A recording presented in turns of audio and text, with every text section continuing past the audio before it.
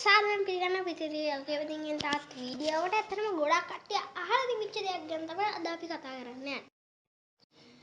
ගොඩක් කට්ටිය අහලා තියෙනවා මේ PC review LK YouTube නාලිකාව මේ YouTube channel videos තාදුවටත් දාන්න කියපු නිසා තමයි මම මේ විදිහට දාන්නේ. ඇත්තටම ගොඩක් කට්ටිය අහලා තියෙනවා තමන්ගේ small business එක කොහොමද large business එකක් බවට පත් කරගන්නේ කියලා. මේක ගොඩක් අයගේ තිබිච්ච කාරණාවක්. ඉතින් මේක කරගන්න හැටි ගැන ඔයාලට දේවල් දැනගන්න අද මම පුංචි දෙයක් ගැන කතා කරනවා. අපි හැමෝම කෝපි බීලා තියෙනවා. අනිවාර්යයෙන්ම කෝපි බීලා තියෙනවා. මේ කෝපි මේ බිස්නස් එකයි අතර මේ සම්බන්ධය ඔයා මොකක්ද කියලා හිතනවා. Starbucks අද අපි කතා කරන්න යන්නේ ලෝකේ හොඳම කෝපි බ්‍රෑන්ඩ් එකක් වෙන Starbucks ආයතනය කොහොමද නිර්මාණය වුණේ මෙයාලා කොහොමද කරලියට එන්නේ කියලා. එහෙනම් අපි වීඩියෝට යමු. අපි ඉස්සරහට ඔයාලගේ බිස්නස් එක ස්මෝල් බිස්නස් එක large බිස්නස් එකක් කරගන්න හැටි ගැන බලන්න ඕන. ඉතින් අද අපි කතා කරන්න යන්නේ Starbucks ආයතනය කොහොමද මේ කරලියට ආවේ කියලා. හොඳයි මේ වීඩියෝ එක පටන් ගන්නදී මම කියනවා ඔයාලට තාත් මේ බිස්නස් ගැන සහ මේ නිවුස් දැනගන්න අනිවාර්යෙන් PC Realගේ subscribe කරන්න. මේ වෙනකොට PC Realගේ 24 කියලා ප්‍රෝග්‍රෑම් එකකුත් නියත් වෙනවා සහ ඔයාලට ඕනම තැනක ඉඳලා ගොඩක් ලේසියෙන් නිවුස් ඒවා නැත්නම් ඉන්ටර්නැෂනල් නිවුස් ගොඩක් වෙලාවට ශ්‍රී ලංකාවේ වගේ රටක අපිට හරියට මේ නිවුස් වලගන්න බෑ. මොකද ශ්‍රී ලංකාවේ විතරයි විදේශීය ඒවා ගොඩක් අඩුයි. ඒක නිසා පිටරට මොනවද වෙන්නේ කියන එක ගැන නිවුස් හැමදේම අරගෙන එනවා පිටිරියල් එකේ.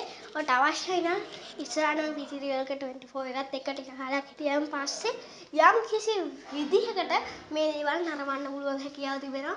එහෙනම් අපි වීඩියෝට යමු. Starbucks ආයතනයේ ගොඩක් කට්ටිය මේකේ CEO දැනගෙන හිටියට මේකේ co-founderව දැනගෙන හිටියේ නැහැ. මේකට foundersලා 3 දෙනෙක් ඉන්නවා. පළවෙනි founder ගැන මම ප්‍රධාන වශයෙන් කියන්නම්. පළවෙනි founder තමයි මුලින්ම මේ විදිහට මේ Starbucks ආයතනය ඇරෙන්නේ. මේකට හේතුව මම මුලින්ම කියන්නම්. මේ co-founder එහෙම නැත්නම් මේ co-founder ගියා ඉතාලියට. ඉතාලියට ගියා. මෙයා ලෝකේ වටේම සංචාරය කරන පුද්ගලයෙක්. මෙයා ඉතාලියට ගියා. මෙයා ඉතාලියේ පුංචි කෝෆි කඩේකට ගිහිල්ලා මෙයා එතනින් කොෆි එකක් බොනවා. මෙයා මේක බොන වෙලාවේ ඒක තිබිච්ච අර ටේස්ට් එක එයාට මාරට විදියට දැනුනේ. ඒ කියන්නේ ටේස්ට් එක අමුතු ටේස්ට් එකක්. මාරම රහයි. ඉතින් ඊට පස්සේ එයාට හිතුණා මේක ප්‍රොඩක්ට් එකක් විදිහට නෙවෙයි ප්‍රොඩක්ට් එකක් විදිහට මේ එයාට මේ විදිහට කොෆි කියන එකෙන් බිස්නස් එකක් කරන්න පුළුවන් වුණොත් මොනව වෙයිද කියලා එයාට හිතුණා. මේ කොෆි කියන එක බිව්වයන් පස්සේ මේ කෝපි එක ඒ තරම්ම රහයි. ඉතින් මේ වගේ දෙයක් දෙන්න මෙයාටත් ඕනේ වුණා. ඒක නිසා මෙයා පොඩියට Starbucks කියන ආයතනය නිර්මාණය කරා. චූටි කම්පැනි එක. කියන්නේ මුලින් වගේ ඒව නෑ. චූටි කඩයක් නිර්මාණය කරා කියන්නේ ඕපන් කරා. ඊට පස්සේ මම කරේ මේක ඇත්තටම කිසිම සේවකයෝ නෑ. සේවකයෝ නෑ කිසිම දෙයක් නෑ. කවුරු හරි ආවා මේ කෝෆි හදලා තියෙන්නේ. සල්ලි දීලා අරගන්න විතරයි තියෙන්නේ. අරගෙන තරම ඉඳගෙන බොන්න විතරයි. ලේසි, සිම්පල්, සරලයි. ඒ කියන්නේ එයා හදලා තියෙන්නේ සල්ලි දීලා අරගෙන එතන ඉඳලා බෝල වීලා යන්න තියෙන්නේ. එතකොට කෝෆි එහෙම විදියට කිව්වයි කියලා මේ Starbucks ආයතනයට එච්චර ලොකු තරකට එන්න බැරි වුණා. يعني පොඩි තැනකමයි හිටියේ. ඔන්න ඔහොම තමයි අනිත් co-founders දෙන්නත් එකතු වෙලා පසුකාලීන මේක දිගටම කරගෙන ගියේ.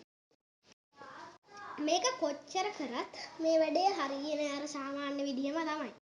ඉතින් මෙයාලා හොයාගෙන ආවා එකම එක්කෙනෙක්. මෙයාව මේ හොයාගෙන හොඳයි. ඇත්තටම මේ හැම පුද්ගලයාගේ නම මං කියන්නේ නැහැ මෙතනදී. මං දන්නවා මං කියන්නේ. ඔයාලට මේ නම හොයාගන්න වෙනවා. මේ නම ඔයාලා ගෙදර ඉඳිද්දි හොයාගෙන පල්ලෙයන් කමෙන්ට් කරන්න මේ වීඩියෝ එක පල්ලෙයන්. ඔයා හරියටම උත්තරේ දුන්නොත් මං ඉස්සරහට පුංචි වැඩ ටිකක් ආරම්භ කරලා දෙනවා. ඒක අනුවෙන් ඔයාට ස්පෙෂල් දෙයක් හම්බෙන්න උන අනිවාර්යෙන් එයාගේ නම හොයලා පල්ලෙයන් දාන්න. මං හරියටම දාන කෙනාට අනිවාර්යෙන් ඒක හම්බ වෙනවා. බලමු ඉක්මනටම කමෙන්ට් සෙක්ෂන් එකට යන්න. එහෙනම් අපි හොඳයි. මේ co-founders තුන් දෙනා එකතු වෙලා මේ මොහු කියන විදිහට මේ කම්පැනි මේ විදිහට වෙනස් කරමු කියලා කියනවා. කියන්නේ මේක මේ විදිහට සේවකයෝ ගෙන්නලා කියන්නේ මෙහෙමයි. සේවකයෝ ගෙන්නුවොත් මිනිස්සුත් අතර තියෙන රිලේෂන්ෂිප් එක වැඩි. දැන් සාමාන්‍යයෙන් ගත්තොත් නම් අරයා කෝපි හදලා තියෙනවා. මිනිස්සු සල්ලි දීලා අරගෙන යනවා කතාවත් කරන්නේ නැහැ. ගානේ එතන ගහලා ඇති. එතකොට මෙහෙම නෙවෙයි අපි කරන්න ඕනේ. මේ අලුතින්ම හම්බෙච්ච පුද්ගලයා මේ කෝ-ෆවුන්ඩර්ස්ලා තුන්දෙනාට කියනවා අපි මේකට දාන්න ඕනේ සේවකයෝ. සේවකයෝ දැම්මම මෙයාලගේ රිලේෂන්ෂිප් එක වැඩි. මේක ප්‍රොඩක්ට් එකක් විදිහට අපි විකුණ ගන්න ඕනේ. මෙන්න මේ කියන එක ස්ටාර්බක්ස් එකට මේ ආපු මේ මොහු කියනවා. ඒකට කෝ-ෆවුන්ඩර්ස්ලා තුන්දෙනා එකපාරින්ම මේකට කැමති වුණා කියලාද ඔයා හිතන්නේ? ආපෝ නෑ. මෙයාලා මේකට කැමති වුණේ නෑ. ඉතින් මෙයාලා මේකට කැමති උනේ නැත්තේ මෙයාලට කිසිම දාක ඕනේ නෑ එයාලගේ කෝෆි ප්‍රොඩක්ට් එකක් විදියට විකුණන්න. ඉතින් මේක නිසා මොහුට බංකොලොත් තත්ත්වයක් ඇති වුණා. ටික කාලයක් යද්දි අර ආපු පුද්ගලයා නැත්තම් දැන් අර කෝ-ෆවුන්ඩර්ස්ලා තුන්දෙනාම ආපු පුද්ගලයා එයාත් එක්ක කතා කරපු පුද්ගලයා ටික කාලයක් ඉඳිද්දි එයාට හිතුණා තවලුත් මෙහෙම දෙයක් කරන්න ඕනේ කියලා. ඒක නිසා කෝ-ෆවුන්ඩර්ස්ලා තුන්දෙනා හම්බෙච්ච ඒ මිනිසා නිර්මාණය කරා එයාගේම කොෆි මේ කම්පැනි එක.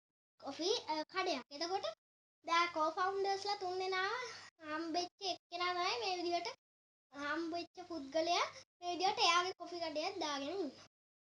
ඒක නිකන් අපිට ප්‍රොනවුන්ස් කරන්න අමාරු නමකින් තමයි එයා දාලා තියෙන්නේ.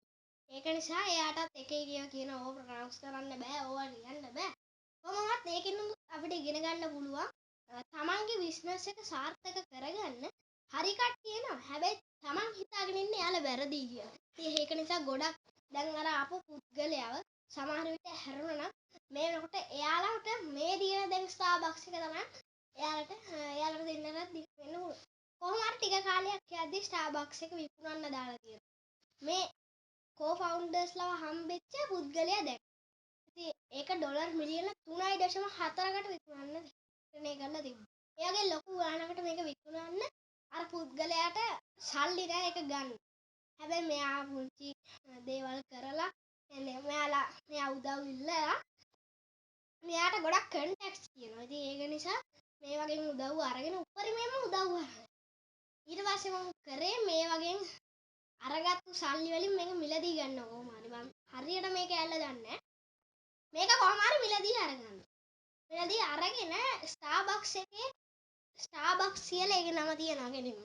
අර ප්‍රොනවුන්ස් කරන්න අමාරුයි කියලා එයා හදපු එක ස්ටාර්බක්ස් එකේම තව පුංචි ෂොප් එකක් විදියට එයා වෙනස් කරනවා. ස්ටාර්බක්ස් එකේම අනිත් ෂොප්ස් උත් තියෙනවා. ඒවා දැනගන්න ඕනේ. දැන් අර ප්‍රොනවුන්ස් කරන්න අමාරු එකක් දැන් ස්ටාර්බක්ස් වගේ කියන නමෙන්ම ඒකක් තියෙනවා. හොඳයි. ස්ටාර්බක්ස් වා කෝපි බීලා ඇති. ඒකට ස්ටාර්බක්ස් එකේ අනිවාර්යයෙන්ම කෝපි බීලා තියෙනවා නම් ස්ටාර්බක්ස් එකේ අනිවාර්යයෙන්ම කෝපි බීලා තියෙනවා නම් මේක මේ තියෙන රසය ගොඩක් වැඩි. ඉතින් අර හම්බෙච්ච පුද්ගලයා මේක ටික ටික ගොඩ නැගුවා. එයා මේක ප්‍රොඩක්ට් එකක් විදියට දැන් ඔන්න මේකේ වැඩ කරන කට්ටියත් ඇවිල්ලා ගොඩක් හොඳ ප්‍රොඩක්ට් එකක් විදියට මේක එනවා. දැන් මිනිස්සුන්ට රිලේෂන්ෂිප් එක වැඩි. දැන් බලන්න දැන් ටික ටික මේක ග්‍රෝ වෙනවා. දැන් කලින් තිබ්බ වගේ එකම තැන නෙවෙයි. මේක කොච්චර හයියෙන් ග්‍රෝ වුණාද කියනවනම් කොටින්ම මෙයාට ගොඩක් මට කියාගන්න බෑ ගොඩක් ඉක්මනින් ඒක ග්‍රෝ වෙන්න පටන් ගත්තා. මේ ග්‍රෝ වීමත් සමග මෙයාලට දැන් ගොඩක් කට්ටිය කියනවා මේ ගොඩක් හයියෙන් ග්‍රෝ වෙවි ගියොත් අනිවාර්යෙන් තරක හැප්පෙන්න පුළුවන්. ඉතින් මෙයාලවත් ඒ විදිහටම හැප්පෙන්න පුළුවන් හැකියාව තිබුණා. ගොඩක් ලොකු විදිහට හැප්පෙන්න පුළුවන් හැකියාව මෙයාලට තිබ්බා. මොකද මෙයාලා ගොඩක් වේගෙන් ග්‍රෝ වෙන්න පටන් ගත්තා. දැන් ටික කාලයක් ගියාන් පස්සේ එකපාරටම යාළුව හැප්පුණා. මම කිව්වා වගේම හැප්පුණා. මේ හැප්පියොත් සමග ඇත්තටම මේ ආයතනයේ ග්‍රෝ එක බහින්න පටන් ගත්තා. අර ආපු වේගෙ තියෙන ග්‍රෝ වෙච්ච වේගෙ අන්න ඒ වේගෙට මේක අඩු වෙන්න පටන් ගත්තා. දැන් මේ දේ සිද්ධ වෙන්න හේතුවක් තියෙනවා. අර පුද්ගලයා දැන් එයා හොඳට ග්‍රෝ වෙනවා කියලා දැනගෙන එයා CEO වලින් අස්සෙලා එයා චෙයාමන් වෙලා වෙන කෙනෙක්ට CEO වෙන්න දෙනවා. අර පුද්ගලයා අර කෝ-ෆවුන්ඩර්ස්ලා තුන්දෙනා හම්බුන පුද්ගලයා ඊට පස්සේ මොහු මේ කරපු වැඩේ මෙයාලා මේක දැක්කලා ආයිත් එයා CEO වෙනවා.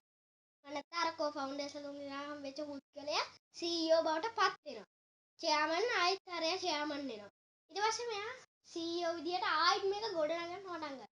මේකට ප්‍රධාන හේතුව උනේ මේ මිනිස්සු මේකට එන්නේ නැති එක.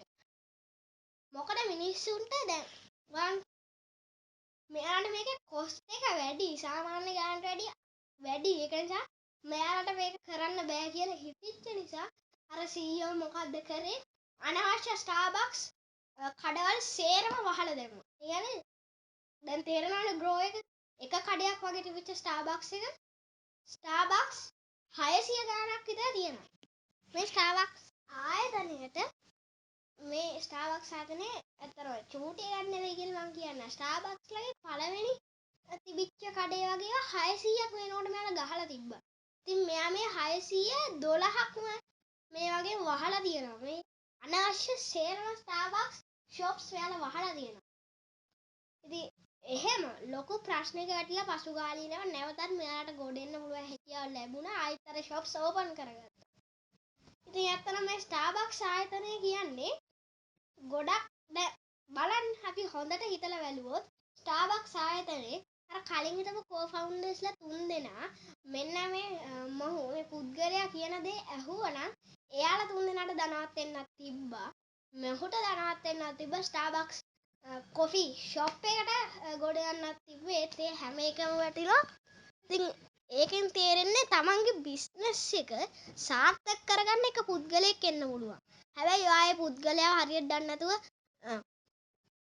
එයා දන්නේ නැතුව එයාව අතල්ලා දැම්මොත් මේ වගේ පුද්ගලයෙක්ව මිස් වෙනවා වගේ තමයි යාට මිස් වෙන්නේ. මොකද දැන් බලන්න දැන් මෙයා හොඳට ස්ටාර්බක්ස් කම්පැනි අරගෙන හොඳයි. දැන් මේනවට ස්ටාර්බක්ස් කියන ගොඩක් ප්‍රසිද්ධ කම්පැනියක් වෙලා ඉවරයි. සමහර විට ඔයත් ස්ටාර්බක්ස් කොෆි බීලත් ඇති. සමහර විට ඔයාලා ස්ටාර්බක්ස් කොෆි බීලා ස්ටාර්බක්ස් කියන්නේ ගොඩක් ප්‍රසිද්ධ ගොඩක් ප්‍රසිද්ධ බ්‍රෑන්ඩ් එකක් විදියට තමයි ස්ටාර්බක්ස් තියෙන්නේ. ස්ටාර්බක්ස් ආයතනය කියන්නේ ශ්‍රී ලංකාවේ විතරක් නෙවෙයි ශ්‍රී ලංකාවේ නෑ එච්චර ප්‍රසිද්ධ නෑ. ඇමරිකාව වගේ රටවල් කෝපි වලට ප්‍රසිද්ධ නෑ. හැබැයි මෙයාලා මේක කරලා පෙන්නුවා. ඔන්න ඕකෙන් තමයි තේරෙන්නේ බිස්නස් එකක් ඕනෙම දෙයකින් කරන්න පුළුවන්. මොකද මේ කොෆි කියන එක ඉතාලියේ අර එයා බීපු කොෆි එක කොපි කරලා හරි ඔයා මේක හැදුවනේ. පළවෙනි දේ තමයි ඔයා ආස බ්‍රෑන්ඩ් එක කොපි කරලා හරි ඔයා මේක නිර්මාණය කරන්න බලන්න. ඔයාට මේක කරන්න පුළුවන්. දැන් මම මේ කියන පුද්ගලයාගේ නමත් පල්ලෙන් ඔයා හරියට කමෙන්ට් කරොත් ඔයාට දැනගන්න පුළුවන් ඔයාලා දෙන දේ වගේ මේ කෝ-ෆවුන්ඩර්ස්ලා තුන් දෙනාගේ නමත් අනිවාර්යයෙන්ම ඔයා පල්ලෙන් කමෙන්ට් එකක් දාන්න. ඔයා හොයාගන්න පුළුවන් වුණත්. ඉතින් ඇත්තට මම මේක ඔයා හරියටම දැම්මොත් සමහර විට ඔයාට තෑග්ගක් හම්බෙන්න. සමහර විට ඔයාලට විසිරියල් එකෙන් අපි ඉස්සරහට කරගෙන යනවා. ඉතින් විසිරියල් එකේ subscribe කරන්න. ඇත්තටම අපිටත් මේ විදිහටම තමයි මිනිස්සුන්ව ඇට්‍රැක්ට් කරගන්නම තමයි YouTube channel එකක් වුණත් බිස්නස් එකක්. මිනිස්සුන්ව ඇට්‍රැක්ට් කරගත්තොත් තමයි ඒක හරියන්නේ. ඉතින් ඔයාලත් අපිව subscribe කරොත් තමයි ඉස්සරහට තවත් දේවල් බලා ගන්න පුළුවන් වෙන්නේ.